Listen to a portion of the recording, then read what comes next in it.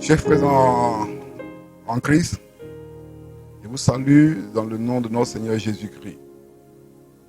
C'est une joie d'être avec vous à travers les médias et de partager la parole de Dieu qui est la nourriture de notre âme. Et aujourd'hui, je voudrais qu'on réfléchisse simplement sur deux mots, croire et puis la foi. Parce que nous trouvons le mot croire dans l'évangile selon Jean, au chapitre 3, le verset 16, et la foi dans Romains 10, le verset 17. Nous allons essayer de réfléchir et aller en profondeur pour que nous puissions tirer l'essentiel de... Quand on dit que quand nous disons que nous croyons et quand nous disons que nous avons la foi. Parce que croire dans la Bible a plusieurs significations ou bien de degrés de signification selon le comportement des hommes. Ce n'est pas la Bible qui veut nous imposer cette manière de voir, mais le comportement des gens nous oblige à analyser ces deux mots qui sont dans la Bible, croire et puis avoir la foi. Il est dit dans Jean 3, 16 que Dieu a tant aimé le monde qu'il a donné son Fils unique afin que quiconque croit en lui ne périsse point, mais qu'il ait la vie éternelle. Et quand nous regardons la configuration de l'Église, il y a des églises qu'on appelle les méga églises remplies, bondées de monde, des églises qui ont une taille réduite, moyenne, si je peux ainsi les qualifier. Et les églises, souvent que les gens appellent les petites églises, les gens ne sont pas nombreux là-dedans. Mais que ce soit depuis les méga églises jusqu'à la petite église, c'est croire qui a fait rentrer les gens à l'intérieur de ces bâtiments. Donc, il y a des gens qui croient que Jésus a été crucifié et qu'il est ressuscité. Il y a des gens qui croient aux anges. Il y a des gens qui croient à l'importance de la Bible. Mais dans Jean 3, 16, il y a une mention très importante du mot croire, afin que quiconque croit ne périsse point, mais qu'il ait la vie éternelle. Donc, quand Dieu pense au terme croire, qu'est-ce qu'il veut nous enseigner à travers l'évangéliste Jean? Parce que les démons croient. Ils croient que Dieu existe. Ils savent que le Christ a été crucifié et qu'il est ressuscité. L'histoire même nous apprend que Jésus a été sur la terre parce que nous comptons les années. Aujourd'hui, nous sommes en quelle année? En 2020. 2020, après Christ. Il y a des événements qui sont passés avant Christ. Donc nous comptons ces années. Il y a une certaine tendance à croire aux choses de Dieu, aux choses de la Bible, mais la foi, croire dont la Bible parle ici, a une connotation particulière. Quand tu crois selon Dieu, il y a une dépendance. Une dépendance absolue, une dépendance totale. Il y a un engagement de ton cœur dans les choses dans lesquelles tu crois. Parce que quand tu crois que le Christ crucifié et ressuscité te sauve, tu ne peux pas passer outre cette réalité pour faire autre chose. Tu ne peux pas aller en dehors de Christ que Dieu a donné pour ton salut pour faire autre chose. Malheureusement, nous constatons qu'il y a des gens qui viennent à l'église qui disent qu'ils croient, mais quand il y a des problèmes sérieux au plus fort de la crise, d'une crise personnelle ou bien générale, ces gens ont tendance à se tourner vers l'horoscope, à se tourner vers les devins, à se tourner vers les diseurs de bonnes aventures. Et ça détruit déjà ce que la Bible appelle croire.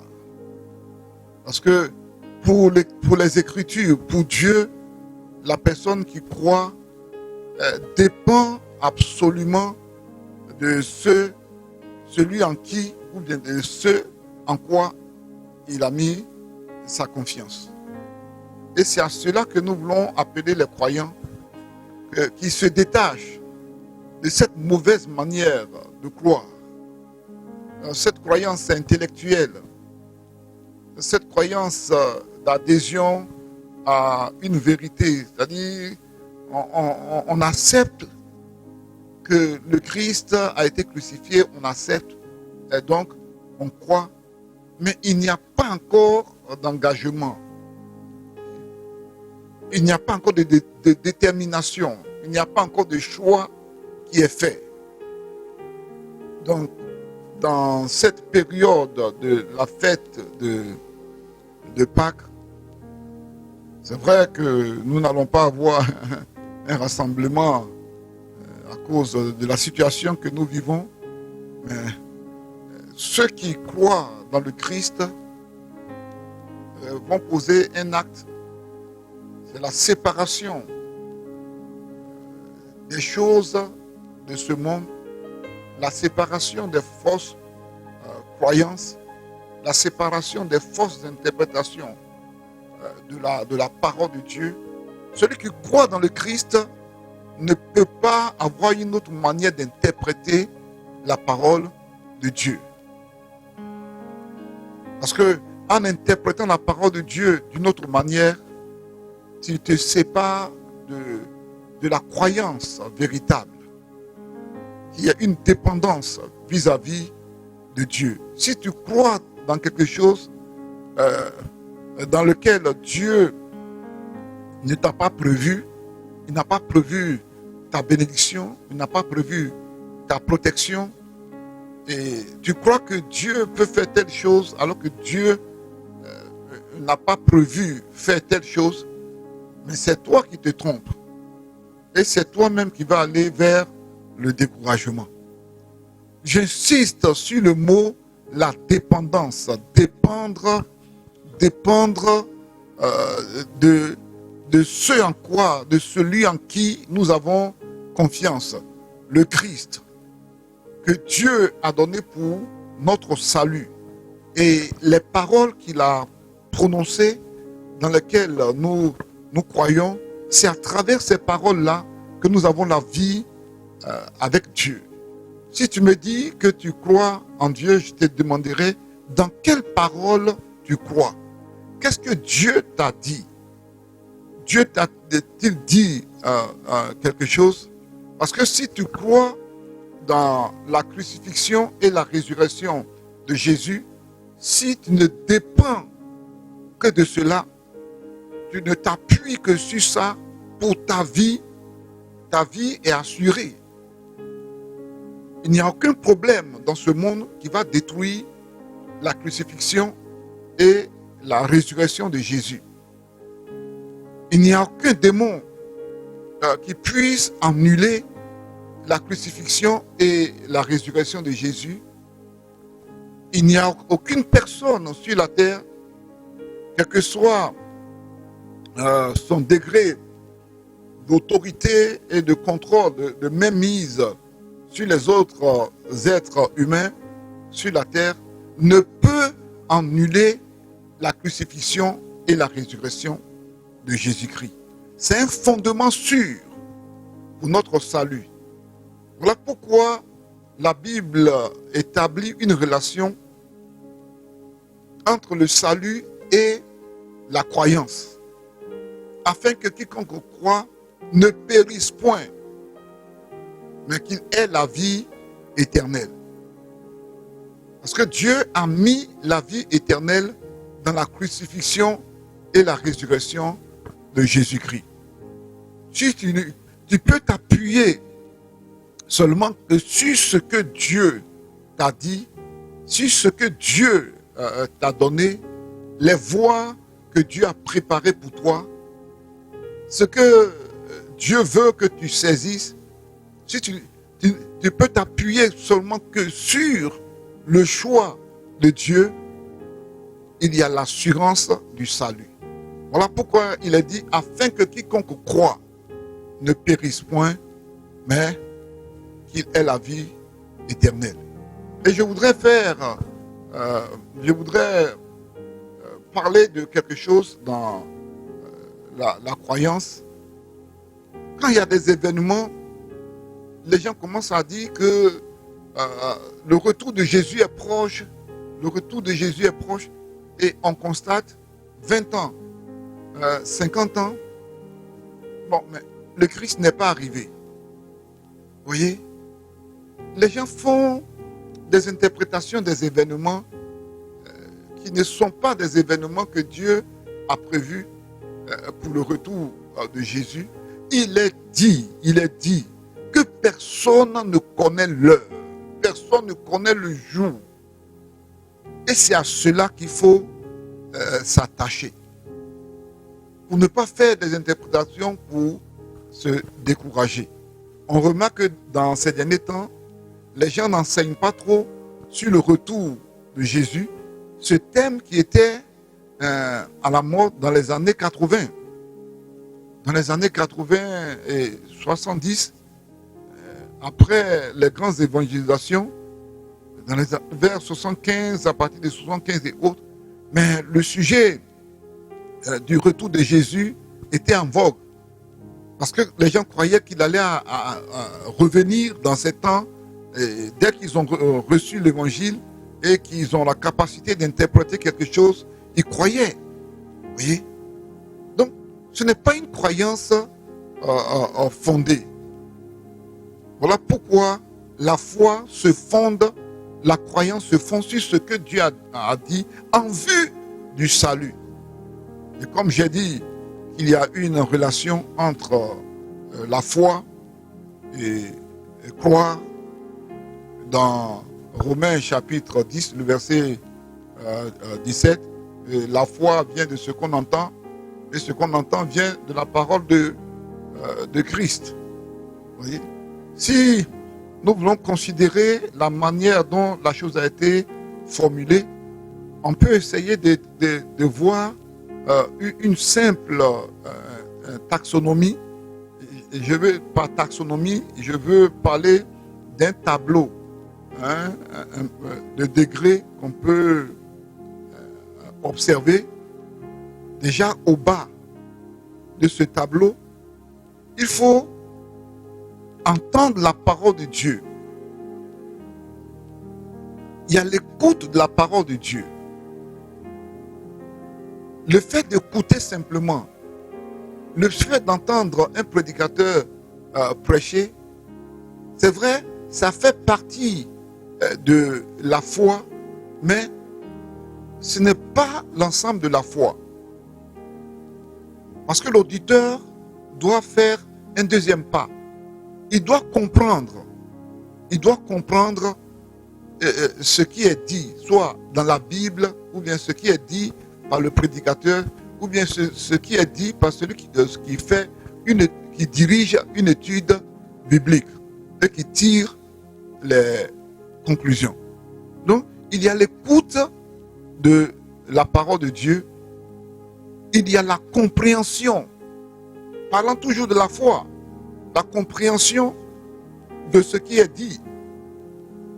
Et comme j'ai mentionné le mot taxonomie, il y a le fait d'agir en fonction de ce qui est dit ou bien de ce qui est entendu. Quand on parle de la foi, tu ne peux pas dire que tu as la foi sans poser un acte par rapport à la définition de ta foi et par rapport à l'expression de ta foi.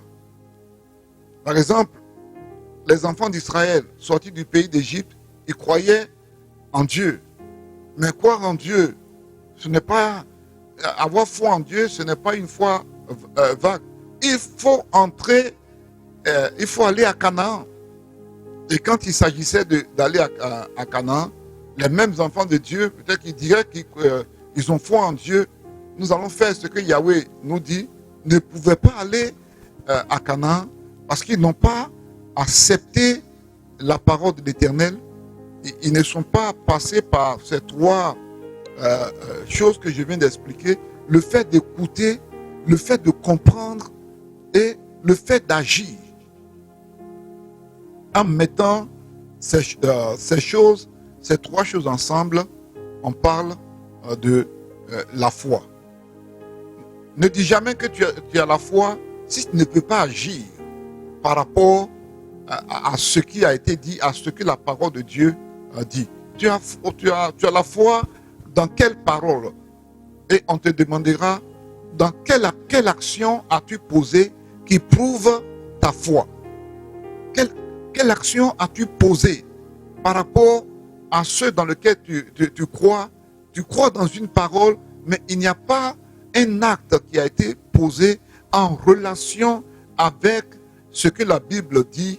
Parce que quand nous lisons Hébreux chapitre 11, il a dit c'est par la foi que tel personnage biblique a posé tel acte. C'est par la foi, par exemple, qu'Abraham a quitté ses parents. C'est parce qu'il a eu foi en Dieu. Il a entendu la parole de Dieu et il a eu foi. Donc, qu'est-ce qu'il a fait pour qu'on dise qu'il a eu la foi en Dieu? Il a quitté, ses parents. Il a quitté sa patrie. Voici la démonstration de la foi. Alors, cette relation qu'il y a entre le fait de croire et avoir une foi véritable, quand tu t'abandonnes totalement à ce qui est dit, tu prends appui sur ce qui est dit par Dieu pour pouvoir bâtir ta vie, tu vas poser des actes. Et c'est en ce moment-là que tu vas rejoindre le texte de Hébreux chapitre 11 où on a fait la description de tous ceux qui ont eu la foi en Dieu. Ils ont cru dans une parole que Dieu a donnée et ils ont cru dans la puissance de Dieu et ils ont posé un acte. Donc, chers frères et sœurs, je voudrais que vous puissiez réviser votre manière de croire en Dieu. Retenez que si tu crois en Dieu, tu dépends de lui. Si tu sors de la dépendance absolue de Dieu, ta foi connaît ta croyance connaît une faiblesse. Quand tu dis que tu as foi en Dieu, on te demandera quel acte as-tu posé par rapport à une parole que Dieu t'a donnée. Voici la question qu'on va te poser.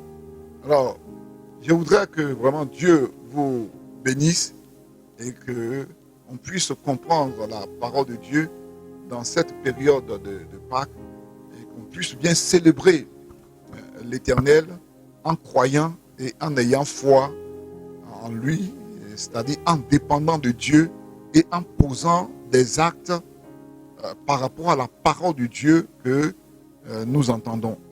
Que Dieu vous bénisse et nous allons passer à un moment de prière avant de nous séparer. Gloire à Dieu.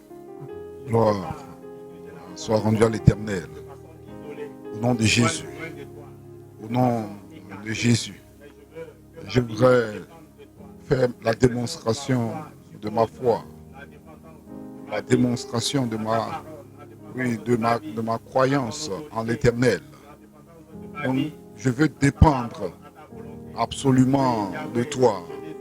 Je dépends de ce que tu fais. Je dépends de ce que tu dis. Je ne veux pas sortir du cadre de ce que Dieu dit. Je ne veux pas sortir du cadre de ce que Dieu fait pour aller faire autre chose. Parce que je dépends de Dieu. Je crois en Dieu. Je ne peux pas contredire ma foi par une vie qui est différente de ce que Dieu a prévu pour moi. Donc Yahweh, je me confie entre tes mains. Je me confie entre les mains de Yahweh au nom de Jésus. Je veux me nourrir de tes pensées. Je veux construire ma vie avec tes pensées, avec tes voix. Oh Dieu, je veux dépendre de ce que tu dis. Je veux dépendre de ce que toi tu veux. Je veux dépendre de ta puissance. Je veux dépendre de ton autorité, de ton pouvoir et de ton règne. Au nom de Jésus. Dans l'autorité de Jésus-Christ. Yahweh, merci. Étends ta main. Et je voudrais que tu étendes ta main sur le peuple de la Nouvelle Jérusalem. Sur le peuple de la Nouvelle Jérusalem. Au nom de Jésus. Dans l'autorité de Jésus. Yahweh, merci de ce que tu ramènes les cœurs.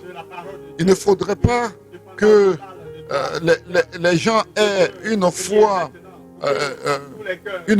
intellectuelle. Le fait d'accepter que telle chose de Dieu est vraie, mais le cœur ne dépend pas de ce que toi tu as dit. Voilà pourquoi nous prions que les cœurs soient engagés, les cœurs soient engagés. Il y a un engagement, il y a une détermination au nom de Jésus. Oh, je te présente les cœurs de la Nouvelle Jérusalem et les cœurs de tous ceux qui nous écoutent dans le monde entier. Toi, mon frère, toi, ma soeur, qui m'écoute actuellement, je prie pour toi afin que tu te détaches d'une croyance intellectuelle, d'une croyance d'études bibliques simples, mais que tu viennes à un engagement sincère, à un engagement sincère, une dépendance absolue de la part de Dieu, en comptant sur la parole de Dieu, en comptant sur la parole de Dieu, en comptant sur la parole de Yahweh, au nom de Jésus, au nom de Jésus, au nom de Jésus. Éternel, voici mon cœur, voici mon cœur, voici mon cœur, voici mon cœur, voici mon cœur. Je ne veux pas que mon cœur soit éloigné de toi. Je ne veux pas que mon cœur soit éloigné de toi. Je veux que mon cœur soit en accord avec toi. Je me déplace avec toi, avec mon cœur. Oui, j'évolue avec mon cœur, avec tout mon être entier. Je veux m'attacher à toi. Je veux m'attacher à toi. Un attachement réel. Quand tu dis quelque chose, je veux que ma Pâque réussisse. Je veux que ma Pâque réussisse. Je veux que ma Pâque réussisse. Au nom de Jésus. Au nom de Jésus. Au nom de Jésus. Au nom de Jésus. Tu veux marcher, cheminer avec le Saint-Esprit. Tu veux cheminer avec la parole de Dieu dans ton cœur. Prions le Seigneur pour cheminer ensemble avec la parole de Dieu dans notre cœur. Au nom de Jésus-Christ. Éternel, je veux que ta parole soit dans mon cœur. Je veux avancer avec toi. Je veux réfléchir sur la parole de Dieu. Et je veux une acceptation totale de ta parole. Je veux poser des actes au nom de Jésus. Yahweh, merci partout où je vais. La parole de Dieu est dans mon cœur, partout où je vais, partout où je passe, dans tout ce que je fais. Je veux que la parole de Dieu soit vue. Oui, mes actes reflètent la parole de Dieu. Il y a une réflexion de la parole de Dieu dans ma vie. Quand celui qui n'a pas la Bible et qui voit mon comportement se dit, mais il est chrétien et il demande de l'aide. Je lui dis, voici comment est-ce qu'on se comporte à cause de telles paroles de Dieu, à cause de telles paroles que Dieu a annoncées, à cause de ta parole que tu as annoncée. Oh, je ne suis pas une autre personne, mais je suis la personne que la parole de ta parole veut que je sois. Je suis la personne que ta parole veut que je sois. Je suis la personne que ta parole veut que je sois. Je suis la personne que ta parole veut que je sois. Je m'engage avec l'Éternel en fonction de la parole de Dieu. Je me laisse entre les mains de Yahweh au nom de Jésus. Je veux écouter les paroles de Yahweh. Je veux écouter l'ordonnance de Yahweh. Je veux écouter. Je veux écouter Yahweh au nom de Jésus. Je veux écouter Yahweh. Je veux que l'esprit de la parole rentre en moi. L'esprit de la parole de Dieu rentre en moi. L'esprit de la parole de Dieu rentre en moi. L'esprit de la parole de Dieu. L'esprit de la parole de Dieu. L'esprit de la parole de Dieu. L'esprit de la parole de Dieu rentre en moi. Au nom de Jésus. Dans l'autorité de Jésus. Dans le pouvoir de Jésus. Oh Dieu. Merci, merci pour ta parole dans mon cœur. Merci pour ta parole en moi. Merci parce qu'on voit ce que ta parole a fait dans mon cœur, ce que ta parole a fait sur moi, ce que ta parole a réalisé, ce que je suis devenu à travers ta parole. Et je veux proclamer la parole de Yahweh partout. Je veux proclamer la parole de Yahweh. Je veux proclamer la parole de Yahweh. Au nom de Jésus, partout où je peux passer, je veux proclamer la parole de Yahweh. Au nom de Jésus, au nom de Jésus, au nom de Jésus. Gloire soit rendue à l'Éternel. Gloire soit rendue à l'Éternel. Gloire soit rendue à l'Éternel. L'Éternel a parlé, je m'engage. L'Éternel a parlé, je m'engage selon la parole de l'Éternel. L'Éternel a parlé, je m'engage selon la parole de Yahweh. La parole de Yahweh est ma force. La parole de Yahweh est mon appui. Au nom de Jésus. Et je dis à tous ceux qui sont autour de moi, allons vers l'Éternel en fonction de ce que l'Éternel a dit. Allons, allons avec l'Éternel. Il a parlé au nom de Jésus. Yahweh a parlé. Gloire soit rendue à l'Éternel. Au nom de Jésus. Gloire vienne. Au nom de Jésus. Bien-aimés, nous allons prier maintenant pour ce dernier sujet. Comme la parole de Dieu l'a si bien dit, il n'y a pas de foi sans acte. Tu ne peux pas dire que tu as la foi alors que tu ne poses aucun acte qui montre que tu as la foi. Tu vas donc prier avec moi pour dire à Dieu, donne-moi d'avoir une foi active, une foi qui m'amène sur la scène de l'action, l'action en faveur de l'œuvre de Dieu, l'action en faveur du salut de l'humanité. Prions le Seigneur pour que notre foi nous aide, notre croyance en Dieu nous aide à poser des actes conformes à la parole de Dieu. Yahweh, avant même que les gens me voient être guéri, oh, je proclame la guérison déjà. Parce que ta parole dit que c'est par les maîtres ici de Jésus-Christ que je suis guéri. Donc, je proclame ma guérison. Je proclame ma guérison. Je proclame ma guérison. Et je reste sur cette déclaration de la parole de Dieu que je trouve dans Ésaïe 53. Oh Dieu, merci au nom de Jésus. Je veux agir parce que ta parole a été dite, parce que ta parole a été exprimée. Je veux agir, je veux glorifier le nom de l'Éternel. Je veux glorifier le nom du Dieu vivant, le nom du Dieu vivant, le nom du Dieu vivant. le nom du Dieu établi au-dessus de toute autorité. Voici les miracles qui accompagneront ceux qui auront cru en mon nom, au nom de Jésus. Je chasse les démons au nom de Jésus. J'impose les mains aux malades au nom de Jésus. Quand les puissances des ténèbres viennent contre moi, voici les miracles. La puissance de Dieu me protège. La puissance de Dieu me protège. La puissance de Dieu me protège. Rien que la parole de Dieu. Et je crois. Et il y a des actes. Oui, je pose des actes en fonction de la parole de Dieu. Si je dis que Dieu est grand, que Dieu est plus fort que tous les problèmes, donc devant les problèmes, je n'ai pas peur. Je n'ai pas peur. Je n'ai pas peur. Je n'ai pas peur devant les situations. Je n'ai pas peur devant les situations. Je n'ai pas peur. Je donne gloire à l'Éternel Yahweh au nom de Jésus. Oui, puisque je crois en toi et que tu es plus grand que toutes les situations. Voilà pourquoi j'éloigne de ma vie la crainte, la peur. Au nom de Jésus. Au nom de Jésus. Au nom de Jésus. Yahweh, en fonction de la parole qui est dite, croire en toi, je prie pour une dépendance totale.